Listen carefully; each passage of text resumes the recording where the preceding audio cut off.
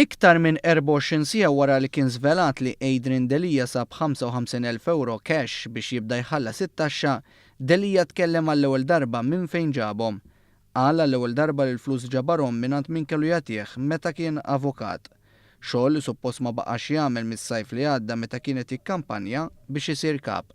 Għal raġunijiet li ħafna staqsew dwarhom, Delija ħebba li kien beda jħallas it-taxxa u kixfitu il-gazzetta kulħadd. Il-ħadd filgħodu tkellem dwar hekk f'intervista iżda ma qal xejn dwar minn fejn ġab il-flus. Kellu jwieġeb meta staqsih il-preżentatur ta' Realtà l-għada tnejn. Kien baqa' li niġbor xi flus ta' min kellu jtini qabel, għax ovvjament aħna fix-xogħol tagħna ikollok min għad baqa' jtik il-flus u allura minn hemmhekk jiena kelli l-abilta li nħallas. Ħalli nkun ċar daqs il-kristall.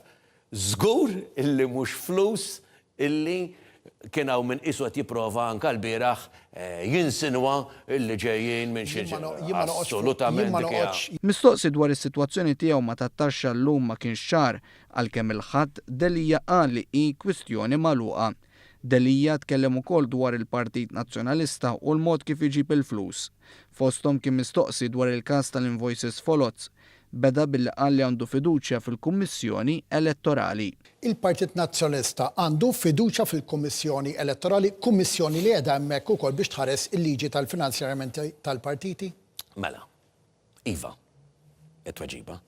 Iżda malajr dawar kollox meta l-preżentatur staqsih allura għaliex se jibqa' għaddej bil-kawża l-qorti kontra l-Kummissjoni Elettorali biex din ma tinvestigax l-iskema tal-invoices folots imma ħadma mill-Partit Nazzjonalista. Delija beda billi qal li ma jafx li kien hemm xi kwistjoni, iżda meta affaċċjat bil-kwistjoni konferma li se jibqa' għaddej b'din il-kawża. Mhux kwistjoni bqgħux għaddejjin, jekk hemm kwistjoni li għaddejja u hemm ir-riżultat li jrid jiġi moti minn awtorità, naħseb jiena rispett lejn l-awtoritajiet jimplika li dik l-awtorità tittasal għad-deċiżjoni tagħha mbagħad naraw minn. B'hekk Delija se jkun qed iħalli fejn beda Simon Busuttil fl-attakk fuq il-Kummissjoni Elettorali.